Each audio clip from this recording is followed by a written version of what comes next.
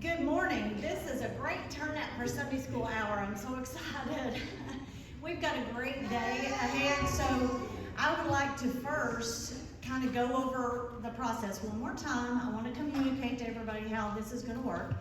In the bulletins, we have ballots. So we're going to take our official vote next week. If you are watching on Facebook or YouTube and you want a ballot and you're a member of this church, please call the office so we can get a ballot to you if you have not already done that. And those ballots will need to be returned by next Sunday. Next Sunday, when we do the offering, you can put your ballots there in the offering plate.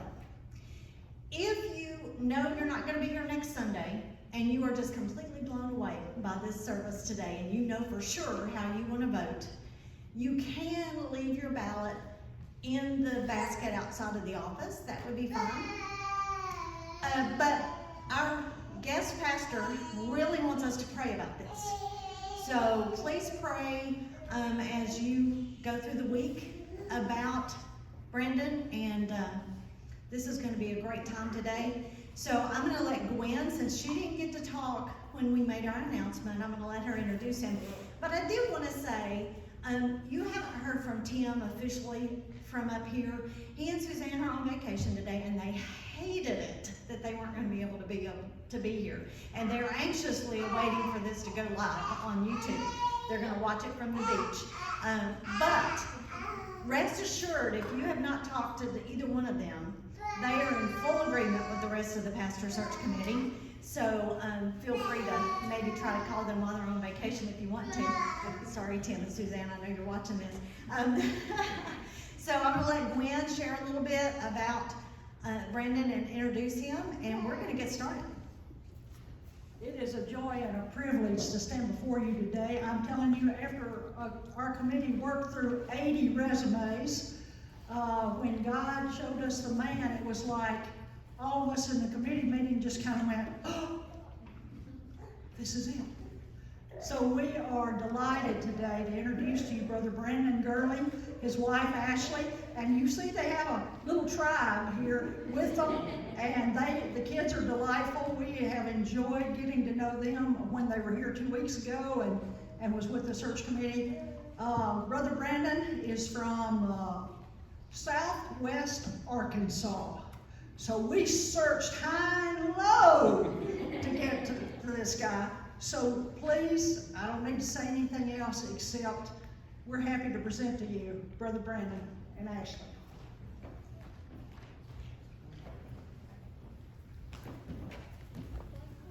Well, this morning, you guys definitely hear me there.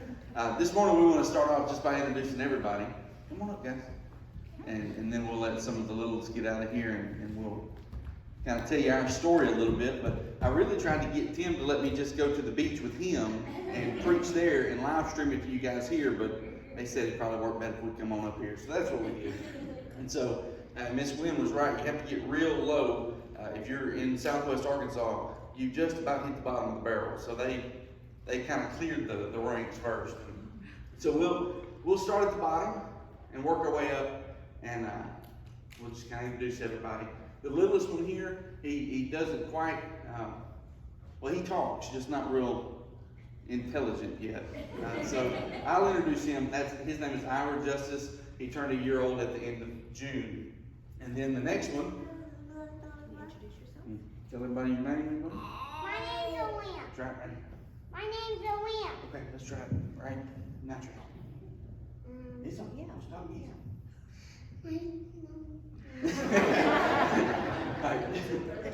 His name is Aaliyah Jude. How old are you, buddy? Tell him. 4. 4. There we go. This one shouldn't have any problem with the microphone. Tell him your name. Tell him your name, baby. No? All right. Well, that's, this doesn't happen often. So her name is Esther Joanna. How old are you? 5, and you'll be 6 when? Just about a week and a few days. All right, and this is Uriah, and he's going to hold the microphone, and he's going to share his testimony. He's a believer in Christ, and so he's going to lay it out there for you. Hi everybody, my name's Uriah,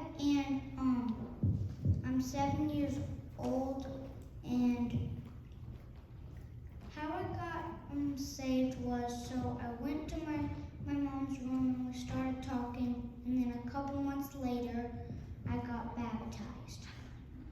Very good, brother. Good job. My name's Benaiah, and I became a Christian because I wanted to follow Jesus more, and Tell them how old you are. I'm 8 years old. 8 years old. Very good, son. You're a little bit nervous. Very good job. So you guys need to sit down. Me and Mom will talk for a minute.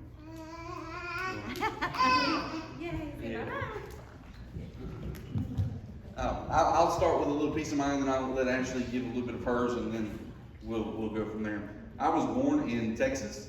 I wasn't there very long, and my parents moved to South Arkansas when we were farmers. And from there, my life started off pretty rocky. My parents divorced when I was 5-ish, somewhere along in there. My dad was acting as a youth minister at a church, and so I was kind of growing up in the church all the time. And when that divorce happened, it was really quite crazy, just the events that unfolded. And my dad, in a lot of ways, blamed the church, turned his back on the church. And so I didn't have a mom or dad that would take me to church. But I had a great set of grandparents that stepped in. And every Sunday morning they would call, and it would be, it would be Bubba. Bubba is what most people in Southwest Arkansas know me as. Bubba, do you want to come to church with us this morning? And it'd be yes, no, and either way was fine. They never guilted me or shamed me one way or the other. And so every Sunday morning they'd call, I'd go or I wouldn't go. And then around about 8 years old, I really just felt like God spoke to me through a dream one night and told me that I was a sinner. And that I needed Him, or I was going to be in bad shape. And I woke up that morning, went into my dad's room and said, Dad, I'm going to go to church this morning, and I'm going to get saved. And he just kind of rolled over a little bit and just kind of laughed at me and said, whatever. And that was kind of how it went. My granny and papa called a little bit later that morning and said, grandson, you want to come to church? Yes, ma'am. So they showed up at the house just a little bit later, and she was driving like an early models Oldsmobile, maroon in color with the fake leather seats, you know what I'm talking about? The kind that you can get in and just slide all the way across. So I hop in the back seat, just slide on in, and I tell Granny and Papa, I said, I'm going to get saved this morning. And they turned around, and their response was quite different than my dad's. Where he had laughed at me, they began to just cry tears of joy because they had been praying for me. That's what they had been working towards, just living their faith out, being faithful to take me to church. And so they took me to church that morning. I met with Brother Charles Bell in the broom closet of the little country church that we attended. And he led me down the Romans Road, showed me that Scripture told me I was a sinner and I needed a Savior. And I asked Christ in my life that morning. From there, I was very faithful to go to church as a young kid. Granny and Papa were very faithful to take me to church. And that was all going good until I became a young teenager. And then I fell in love with duck hunting. And Sunday mornings just become another day that I could be on the water duck hunting, or I could be out in the woods doing something. And so I began to step away from going to church. I never had anybody come into my life and really pull me in under their wing and disciple me and grow me. And because of that, as you get older, you just begin to make more and more poor decisions. And so by the time I was a senior in high school, I was partying and drinking and carrying on just like a lot of Southern high school boys do. And it really just hadn't turned my back on my faith. I just neglected it. It just wasn't a priority to me. And so finished high school pretty strong, never got in a lot of trouble. Academically did pretty good, went to college, didn't do very well academically. A lot more freedom when you get to college, and I began to make some big mistakes. But one of the things that happened during that time was I met this gal. And so that was one of the, for her it was a good thing at least. It's still an aside on my part. For her it was the best thing. No, I'm just kidding. A couple of things happened about the same time. I come back to my dorm room drunk one night and got sick all over the place, all over the bathroom. We had a shared bathroom, and my roommates cleaned the bathroom. I was sick, went to my room, passed out, and the next morning I woke up and asked my roommate, I said, man, what happened? He said, you got sick all over the place. I said, I remember that part. I said, what happened after that? I said, who cleaned the mess up? He said, those guys over there did. And so I went through the bathroom and knocked on the door, and I said, come on in. So I opened the door and said, hey guys, what happened last night? They said, well, you got sick all over the place. I said, well, I remember that part. So what happened after that? They said, well, we cleaned it up. I said, why would you do such a thing? And they said, well, first of all, it stunk. We didn't want to smell it. I can understand that. they looked at me and said, the second reason is because we believe that God's got something bigger for your life. And it was just like that. It felt like a ton of bricks hit me. And God began to work in my heart, just began to get all over me. And it was just that was the point in my life where things pivoted. God said, no more ignoring me, no more doing your own thing. It's time to do what I have for you to do. And through a series of events, I've become a caretaker at BCM. Finally had someone who come over me and discipled me for a number of years. It was a time of great growth in my life. And in the middle of that is where I'm at actually. And so I'll pause there, let her share her testimony, and then we'll kind of catch you up post us. My name is Ashley. I grew up in Alaska. My father was in the military, and they moved to Fort Richardson and Anchorage and decided it was a good place to raise kids. So we moved there, I think, when I was 3. So I grew up most of my life there. I did not grow up in church. My parents both said they were Christians, both believed in the Lord, but we never went to church. We never did anything like that. And so I really was aware of the Lord and aware that there was something else out there from a young age. And God brought me along my best friend, who's still my best friend today. And her mother is a beautiful woman who is a very strong believer. And between her and the lady who babysat me and the recess duty at school, God just continued to put women in my life to just kind of pour into me and to love me and to teach me about Him. And at the age of 8, I was invited by one of those women, I don't even remember, to a play called Heaven's Gates and Hell's Flames, and that's where I accepted the Lord. And I will never forget coming home and just being so excited and so just knew something was different. I told my mom, and she was, okay, that's good, and so I just kind of went on with my life, and we went to church once or twice, and then I would very often ask my parents, can you take me to church? Can you take me to church? And so by the time I was 16, I had been to church some, but was able to start driving myself then. At that point in time, I realized that I had not taken that first real step in obedience. I had not been baptized. And so at 16, I was baptized, and from there just continued to grow my faith, and God just continued miraculously to put people into my life just to speak over me and to disciple me and grow me. My family is from South Arkansas. My father and mother both went to school at Southern Arkansas University, so that's how I ended up there with this guy who was super lucky to meet someone like me. But then I guess I'll let you take it from there. So we met on the marching band field. I was marching the tuba, and she played the trombone. And so I'll never forget, I walked up to her. She was kind of the novelty, right?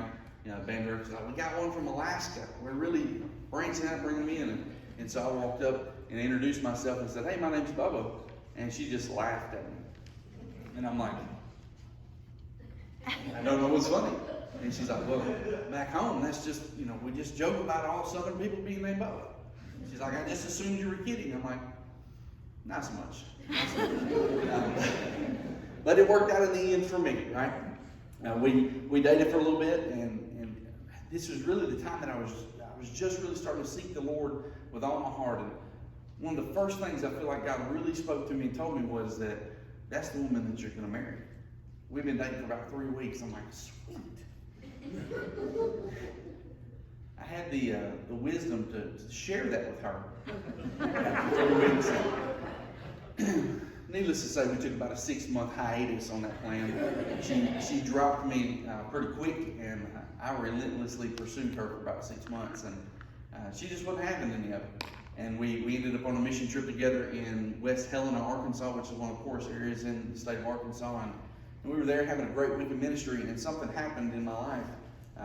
One of the same guys that told me that God had bigger plans for me, we were sharing our air mattress that week, and I said, man, I just think, I pursued her, she just, don't want anything to do with me. I said, maybe it's just time for me to let her go. Maybe God's got something different for me. And there just happened to be, a few other Christian girls on this trip as well. And so he said, maybe you're right. I said, okay. So the next night, I'm playing spades or some card game that I didn't even know how to play with these people. And Ashley walks up and she says, we need to talk right now. I said, okay. I don't know what I'm innocent here. I don't know what I've done. And so she pulls me out in the hall and she says, you need to remember why you're on this trip. I said, to do missions work, right? She said, right, you're not here to flirt with these girls. And that's when it dawned on me that she was jealous. And I frequently remind her that I think jealousy has always looked good on her. Not what happened. She always denies it, but I'm telling you, it's the gospel truth. So anyway, we said, let's pray about it, make sure that this is really what the Lord wants. And so we went home, we prayed about it for several weeks, and the Lord brought us back together, and we knew that God had big plans for us. We were young when we got married, but we knew that God had something because He just brought us back together. I was at that point where I was ready to follow God and do whatever, and He brought her right back into my life. And so it was an amazing time. That summer, 2006, I went to Montana, worked at a Christian youth camp there for the first summer of my real ministry. I led the paintball path there. We played paintball every day, and that's how I got to minister to young guys and a few girls along the way. And it was a great summer, and we talked, and we knew that if we made it through that summer, that the Lord really planned on us being together, because I was in Montana, she was in Alaska. I got a letter just about every day in the mail. I got 2 usually on Thursdays because she couldn't send one on Sunday, so she sent 2 on Monday. And I think she got like 1 postcard from me also or something. And so we made it through that summer. God was good to us. And that following Christmas, her parents had come down to South Arkansas for Christmas, and I wanted to talk to her dad before I asked her to marry me. And so I did that. One of the scariest moments of my life. Most of you men that took that route will understand that. And then on Christmas Eve, I asked her to marry me, which was quite an ordeal in itself, but I'll save that story for another day. And we got married the following summer, June 4th of 2007. We got married in Alaska, and I had taken my first youth ministry job at that point in my hometown, which was ironic because it's not the church that I'd grown up attending, but it was the church that my dad had been a youth minister at years before. And so it was just one of those God things. I went there, we were ministering to the students and having a good ministry, and one day I was in my little office and I dropped a pen or something and it went behind the desk drawer. And so I began to disassemble the desk to find that pen or whatever it was. And so I take the desk drawer out, and underneath that drawer was a picture that I had drawn when I was 4 or 5 years old. And it was just the neatest confirmation in my life that the Lord had put me there for a very specific purpose. And we had a great 1.5 year of ministry there. God called us back up to Montana. We lived there for a time, and then we come back. We took a church in Old City. Was a student pastor there for about 3 years, and from there we went to Three Creeks, which is where we served for about 7.5 years. And then just a little over a year ago, about 1.5 years ago, the Lord led us away from there. Our time at Three Creeks was amazing, but it was tough. I went through 4 pastors in 7.5 years, and it was just tough. And the Lord called me to step up and to do a lot of things, and we did that. And I wouldn't trade one moment of it for anything in the world, but it was tough. And it had taken a toll on me that I didn't even realize. But God knew it, and He gave me a year of rest. And the last year I've served at First Baptist Church in Stevens as their music minister. And the reason that I know that that's a God thing is because I cannot sing or anything, right? I can barely play the guitar, let alone sing. And then if I try to put the 2 together, it's really bad. But the Lord led us there. It was completely God. The pastor reached out to me and said, "Hey, do you ever lead worship?" I said, "No, not really." And he said, "Well, why don't you come lead worship for us?" I'm like, "Did you not just hear me?" But God just used that pastor in such a way to bring us there and provided a wonderful home for us to live in, provided a place for us just to rest. And that's what we've done. We've enjoyed all the rest that God has given us. But we knew that would only be a short season. And God has begun to stir, and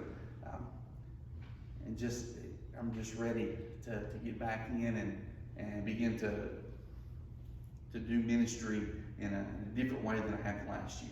And so we're excited about that. We're excited about what God's been doing here. Our time with the search committee has been really good. They fed us really good, and that was kind of what it took for me. The kids see the big playground, and they were hooked. So big playground, good food, must be an act of the Lord, we're good to go. No, in all seriousness, we spend a lot of time individually and as a family praying about it, and we're just excited about what God is doing. And so that's a condensed version of my 33 years here on this rock. So at this point, questions, I'll try to answer any that you have. If they're too theologically deep, I'll defer them to my sons. Let them hash that out for you. Let me get this microphone. Yes, ma'am. Ashley and any of the kids, I'll be happy to answer questions as well. Is this on? Okay. Now, Who has questions? And I'll come let you.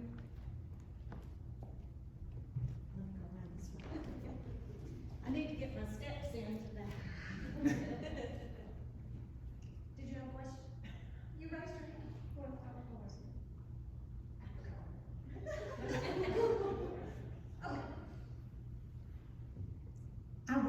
I was wondering, this week, how you would pastor us, because that's very much needed.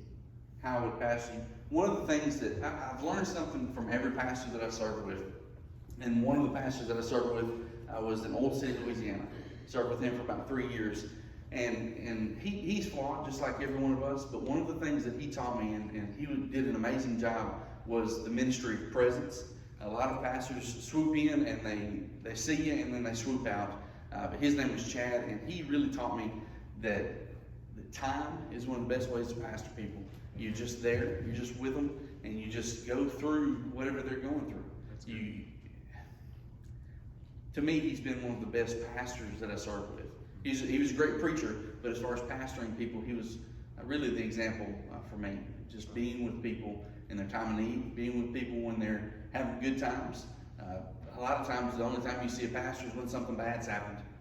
But I would like for that not to be the case in my ministry, that we would get to see each other when it's not just bad times, but we can see each other in good times as well.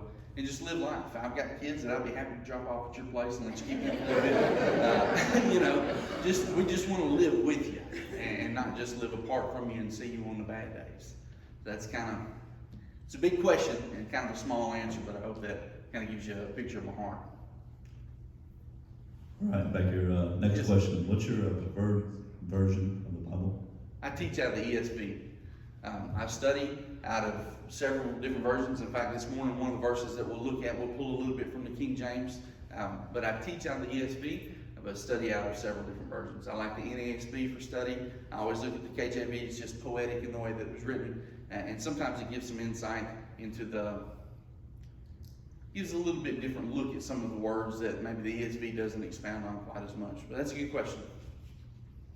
And the reason I went with the ESV is the first man that really pulled me under his wing and discipled me, that's what he used. And so that was what I was discipled with, and it's just what I'm most fond of, I guess.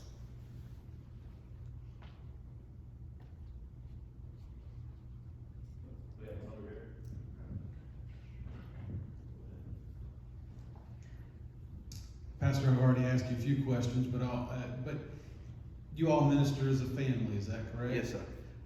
And could you describe how you all do that? Maybe your better half might want to expound upon that as well. Yeah, I think she would probably echo what I said a minute ago. We'll minister to you by dropping our kids off.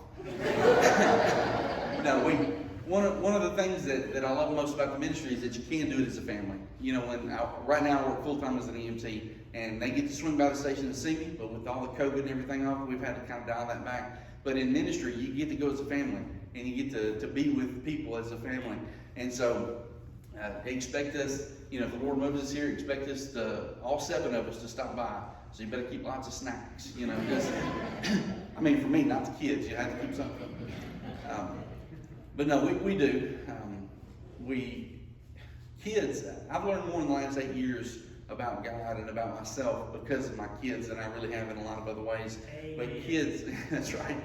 Kids are one of the most, they're a great way to get in with a new family, right? We've driven around the neighborhood countless times in the last few days and a couple weeks ago, and we've been very strategic. We drive around and, oh look, they've got kids' toys in the yard. So they either got kids or they got grandkids.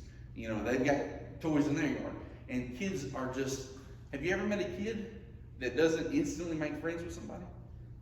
I mean, you put two kids together, and odds are they're going to be playing within a matter of minutes. And so our kids have honestly become one of our greatest ministry tools. We can jump in with another family, and just in a few minutes, our kids are best friends. And so I think we could probably all learn a little something from them about how to treat each other. And so our family is one of our biggest ministry tools at this season of our life. Brandon, with the search committee, you shared a little bit about your leadership style. Yes, ma'am. Can you share that with the group? Sure. I think Jesus obviously is the ultimate example of leadership, and he was not one of these point and go type people. You see a lot of leaders in today's world that would say, this is what you need to do, go do it. But I really believe that leadership is led from the front. I've taught my students for 13 and a half years that leadership is follow me. Let me set the pace. Let me show you what leadership looks like, and come after that. I taught them that you can only lead people as far as you've gone. And so that thought is that if my walk with the Lord begins to wane, then I could expect their walk with the Lord begin to wane. We have to walk in front of the people that we try to lead. Not in a derogatory way, but we can only take someone as far as we've gone. And so we really have to set the bar in our personal walk in order to lead others. And that's a trickle-down effect. Myself, the leadership of the church, needs to lead from the front.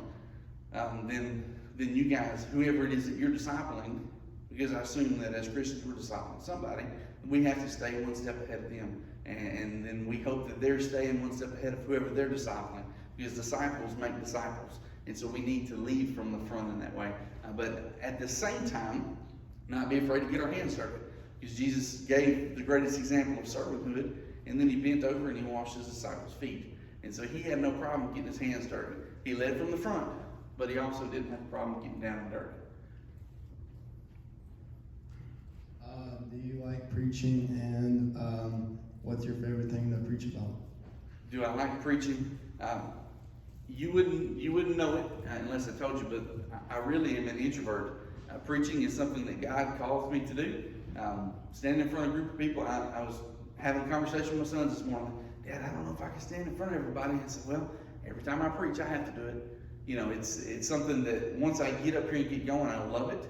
But just if you'd asked me 20 years ago what it is that I was going to do, preaching would not have been on the list. Public speaking probably not high up on the list. But God has called me to do it, and I feel like He's been good to me with that. My favorite thing to preach, probably Matthew chapter 16, where Jesus takes his disciples to Caesarea Philippi. I had the opportunity several years ago to go to Israel and go to Caesarea Philippi, and so that particular passage of Scripture has always had so much meaning to me, and so I love teaching and preaching that passage. All right, next question here for me. Got a question, I guess I should say. So as far as like doing mission work, do you feel more passionate about doing it, locally or non-locally, I guess you could say? I think there's got to be a good balance. For years, all I did was international trips, big trips way off, or I'd go to Montana and do a week of preaching and playing paintball up there. And then God really kind of convicted me. He said, man, you'll travel 6,000 miles around the world, but you're not crossing your own street. And so it kind of broke me down. And so I think there's got to be a good balance. I believe that everybody should be doing missions work. We're either a missionary or we're a mission field. And so we just have to find where our mission field is. For some of us, God's going to call us to get on a plane and travel around the world. Those same people may be called to cross the street. Other people may not be called around the world. They may be called only across the street, but we all have a mission field. We just have to find it. But I think it's got to be a good balance. Not everybody's going to get on a plane and fly around the world, but everybody can cross the street. So it's got to balance that out. Brandon, you've gotten to know the search committee, and you're beginning to get to know us here. I know you can't see the future, but what do you see as your ministry, 1, 2, 3, if you come here to pastor us? Like I said, at Three Creeks, I went through several pastors, and one of the things that I saw that a lot of guys like to do is come right in and begin to change a lot of things. I think, for me, I've always said that when God called me to pastor a church, I would not jump right in and start changing things. I need to learn you guys. I need to learn this body of believers, and then from there can begin to discern what it is that God wants me to do. And so the first 6 months to a year, we would just spend learning you guys. We would want to get assimilated to who you are, the heartbeat of this church, which I know is missions. I mean, we've got the missions box right outside the door. I know that the church has gone to Kenya in the past. I would want to really become one of you guys before I started saying, well, this is what we're going to do, and this is how we're going to do it. I just think it would be foolish to try to jump in with a congregation that I don't know much about and try to start saying, this is the way to do things. We need to, if God calls me here, God's calling me here, not calling you guys to me. Does that make sense? I don't think that it's my job to change the direction of who this church is, but rather find out who this church is so that I can better lead that church. Does that make a little bit of sense? What are your guiding principles in your life and in your ministry? So I would say compassion is pretty high up on the list. I would say integrity is probably the most important thing in my life. And part of that is because I grew up with a dad who didn't have integrity. He was a police officer and he lied quite a bit, and he took advantage of that. Oh, I should stay over here. Kind of center up here. Integrity is probably the thing that I try to teach my sons and daughter the most, because to me it entails honesty, hard work, values, good morals. But I think between compassion and integrity, those would probably be the two pillars that I would like to stand my life on. Being able to sympathize with people in need, meet them where they're at, and then show them love and leadership, but also be able to do that with integrity. Working in the secular field the last year has reminded me of the world that we live in. I work with some really good people, but I work with some people that just soon lie to you as they would tell you the truth. And it's just reinforced the importance of integrity in my life. So I would say that those two things, personally as well as pastorally, would be the most important things for me: compassion and integrity.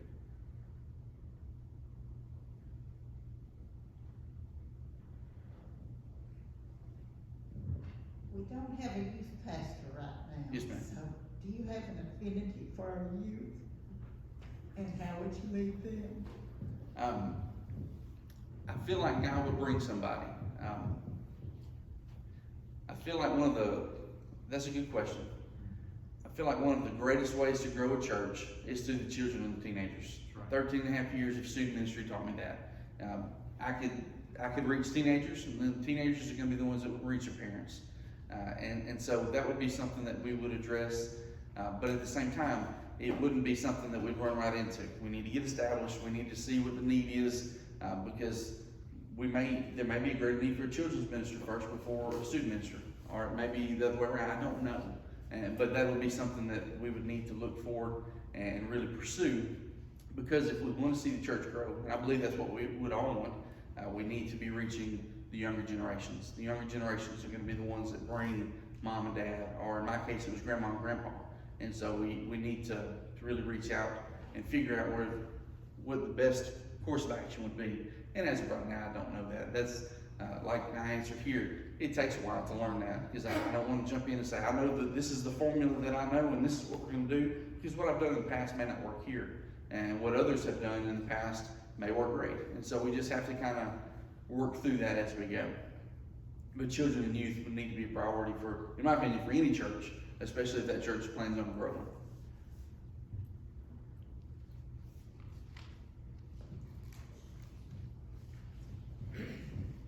It's okay. If you guys on this side want to ask questions too, it's not Brandon, of course, I was part of the search committee as well, and I know we talked to your references. Yes. And no bad references for you. I mean, everybody just loved you. And many spoke of your workaholic. Yes, sir. And such. And I know you told Miss Nina, she's it at this church. Right. So, spending time. So I want you to know, if your workaholic is anything more than this church, you better stick with what you told Miss Nina. Yes, sir. Yes, sir. But really, everybody just talked about your work ethic, and that one lady spoke of you. You know, she said he was out in my front yard praying before I went to surgery. He wasn't even my pastor. You know. Yes, so sir. And I think your compassion, your work ethic, if anybody needs to check on you, they just find out people that's known you all your life. Yes. It kind of piggybacks on the integrity that I spoke of earlier. It's important to me that whether it's somebody I meet in the church or somebody I meet working at the ambulance service or wherever it's been, just to walk with integrity. And I'm not perfect by any means, but it's important to me. Yeah. I was so impressed with your children the night we met them, how well behaved they were and such. I mean, that just amazes me. I mean, looking at them now over there, I mean, we've had some my wife's children, for example. Sure. That's right. Well, we gave them all one spanking before we came in and promised them 2 more on the way out.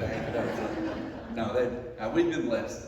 And a lot of, sometimes they're too much like their daddy, right? And we butt heads a little bit, but we have been blessed with some good children, and it's exciting to see the Lord begin to move in their life. My two, like you heard, my 2 older sons have accepted the Lord, and this is their first time sharing their testimony. I thought they did a great job. I'm very proud of them. But my oldest boy, I've seen in years of ministry, especially with teenagers, you see a lot of teenagers who make professions of faith as children, then get into student ministry, and then they kind of have a lot of questions. They have to rework through that, and I think that's wonderful that they work through that again. And so I've been very standoffish in pushing the gospel on them. So with my oldest son, we probably went back and forth for 6 months. Dad, I'm ready to be saved. Well, what's it mean? Well, it means this, and it means this is sin. And he knew all the answers great. And I just kept putting him off, And come home from church one Wednesday night, and I walked in the door and said, Dad, I'm going to get saved tonight. And I'm like, okay. And so we sat down, and he knew in his heart, the whole thing. And it was just, we were past the discussion point of it, and he knew. And it was so awesome to see him have worked through that. And my second son was very similar to that. He just, I've just been standoffish. I wanted to be their decision, and it's been good times. Amazing to see the Lord working in their lives, and even as they're growing in their young faith, it's fun to see them when we fall down, watch them stand back up in the Lord. It's been good times. I can attest for Greg up there that his kids indeed were pretty crazy all the time. In fact, they probably watched him. He's pretty crazy everywhere else he goes. Right. But the question for you is, do you prefer to be called Brandon or Bubba? I really don't mind either way. Bubba is what I grew up with a lot of my younger life, but Brandon, it just, that's what Ashley calls me when I'm in trouble. And so if I'll answer to either one. It's whatever you guys prefer. I know Brandon looks a lot better on a business card than Bubba, and so either one works for me. Pastor, there's a lot of fear out in the world today. Sure. I mean, probably even more than in years past. But do you see the Lord working in current events, and how do you see the church looking, I guess, in general? I know you can't speak specifically on this church, but I mean in general, coming out of this pandemic, as they call it. I think it's going to be good. But if you would let me defer that question for about 35 minutes, I'm going to preach on it just a little bit. All right. Will that work? But I think God's going to use this. I really do.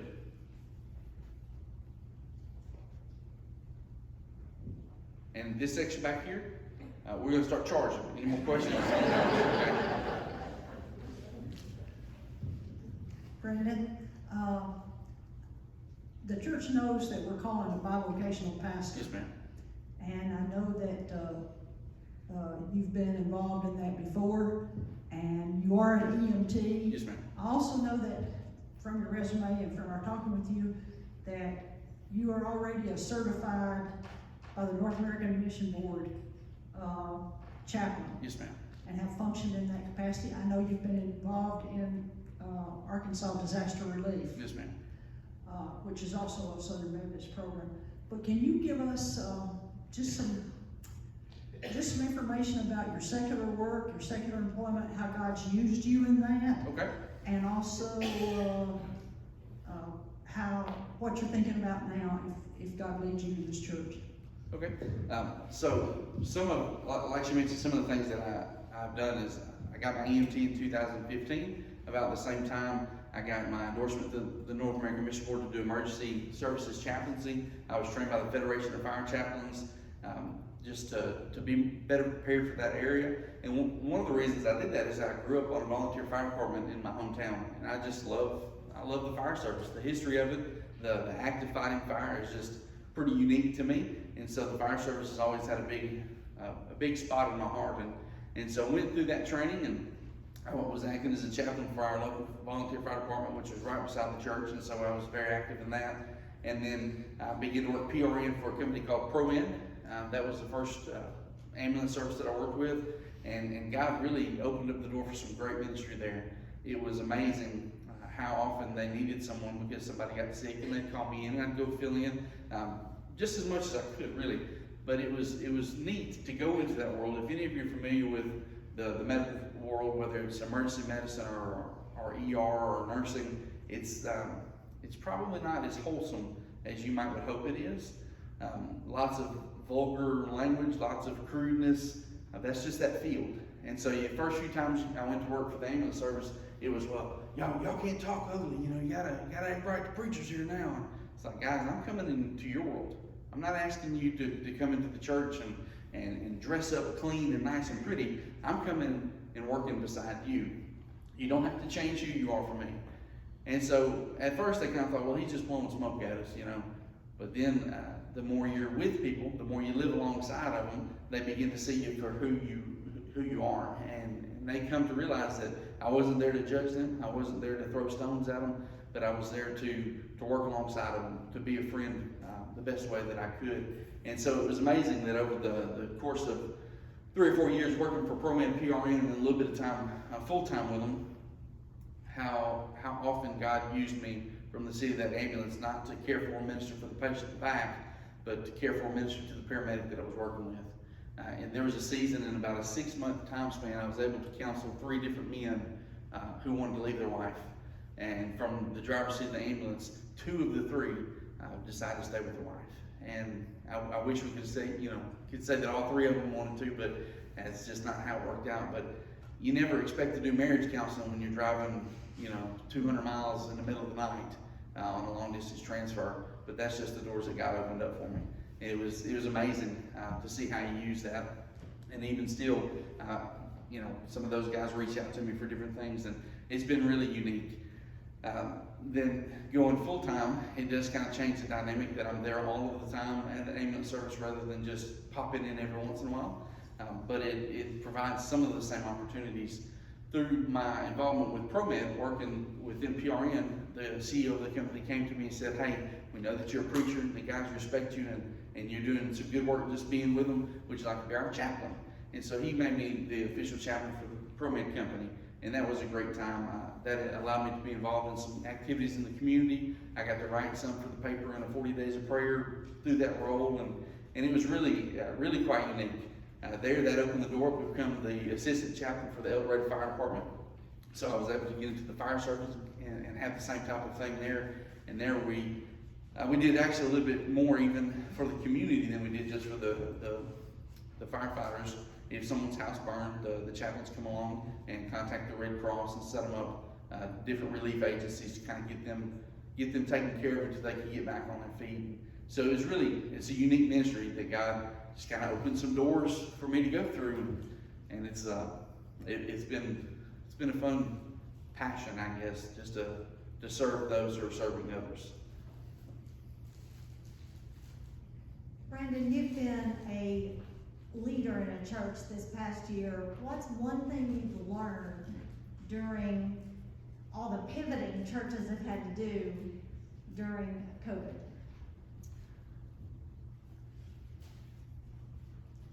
That leadership is not, it has to be fluid, right? Leadership has to be willing to bend and to change in order to reach people the best, but it cannot bend and change on the foundations of Christ. And so one of the toughest things, my mentor called me last night. He was driving in North Dakota somewhere, and he said, I've been thinking about you, praying for you. And so we got to talking. I said, one of the toughest things about meeting people right now is you can't shake their hand. it just seems like such a small thing until you walk up to meet somebody for the first time, and just natural instinct is just to shake a hand. And some people will stick their hand out and they're okay with that. That's wonderful. I'm okay with that. But then others, they don't. And that's okay too. But just being willing to kind of go with the flow on that, you gotta bend or you'll break. And so we've had to learn just to be fluid and kind of go with it. We did online services for quite a while. We would record Ashley and I would sit on the couch in our living room and we'd record worship, and then the preacher would preach, and I'd put it together and we'd put it on YouTube, and it's just kind of, there's a fine balance between we have to obey our government, but at the same time we need to continue to lead into worship. And so it's been a very interesting time to be part of a ministerial staff, and so I think that's going to continue for some time. I don't see that this is going to wrap up next week, so we'll have to learn to be fluid as we move forward through that. It's unprecedented. Nobody has passed through a pandemic right now. This is first for everybody that's doing it. And so I think it'll just continue to be a learning curve as we continue through this, and hopefully find some resolution sometime in the near future. And Brandon, you shared with us about your work ethic and all the things you're involved in. I know that you cook for your family. Yes, sir. And what do you do? Do you have free time, and what do you do with it? So, I almost fell off stage. I'll back up a few steps. And there's a piano, man. Okay, come this way.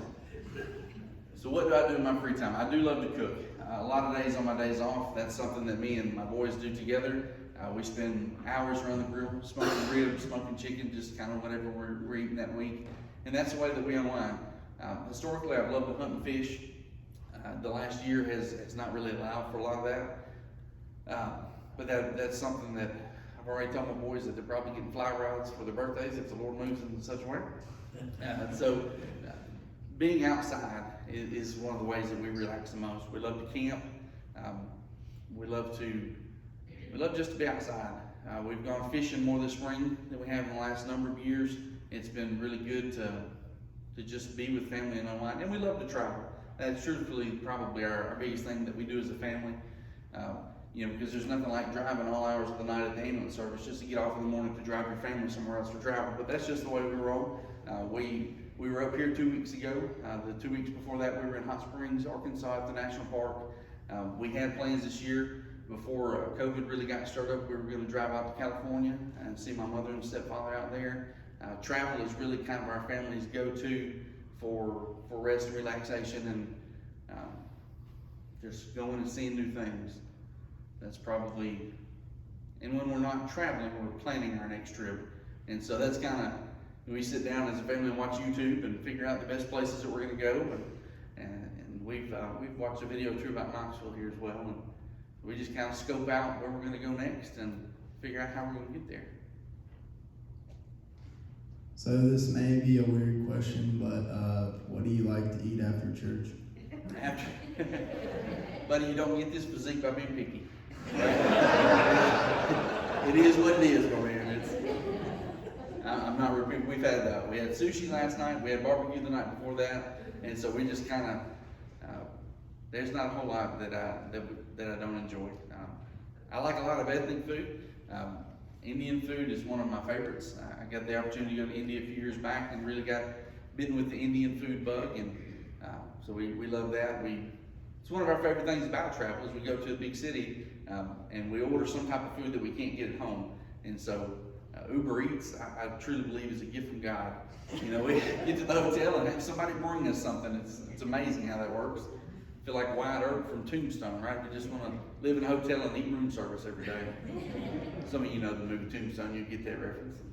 Some of you will be watching Tombstone this afternoon. That's what he was talking about. Okay, guys, we got about 5 more minutes, and then we're going to take a break before the worship service so the choir can get settled and all this other stuff can happen. time for another? Can we just have some questions for Ashley?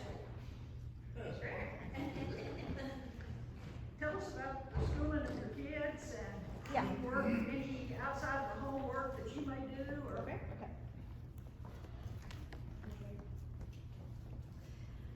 We decided really before we had kids that we wanted to homeschool.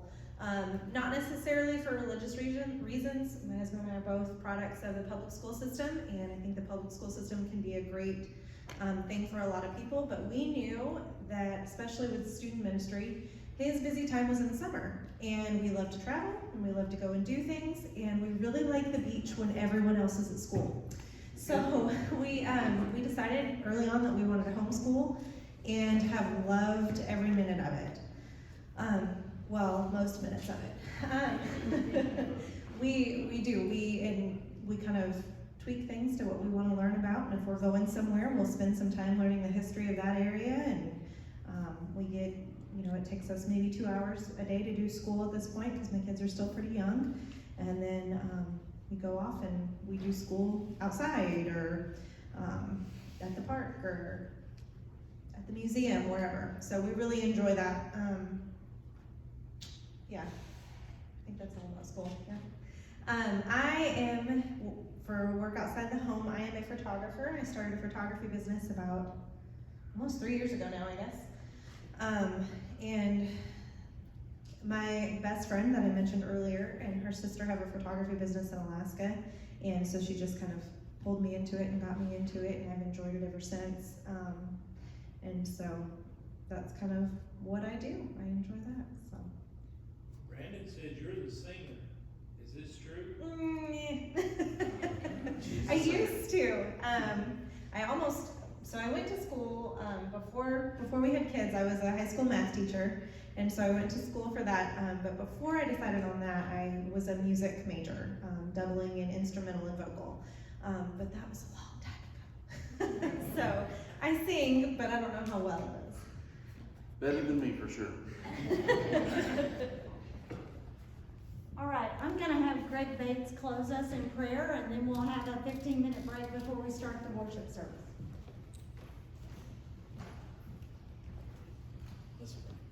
Dear Heavenly Father, thank you so much, Lord, for allowing us to be here in your house today, Lord. The many blessings you've given us, dear Lord. Praise you, Lord, for each of those, dear Lord. I pray, Lord, you'd help us to use those blessings in a way, Lord, that would glorify you, Lord, and grow your kingdom, dear Lord. I pray, Lord, for the lost, dear Lord. I pray that you continue to send your Holy Spirit to each and every one, Lord. Help us, Lord, to be the witnesses you called us to be, dear Lord. I pray you be with Brother Brandon today, Lord. You give him the message that you would have us to hear, dear Lord. Help us, Lord, to listen to him, Lord, with our hearts, Lord, and our minds, Lord. Tell us, Lord, if he's the man you would have us to have in this church, Lord. Help us, Lord, to be in prayer this week for Brother Brandon and for you, Lord. Let you give us our decision, Lord, on all of this, dear Lord. I pray all these things, Lord, in your precious and holy Son's name. Amen.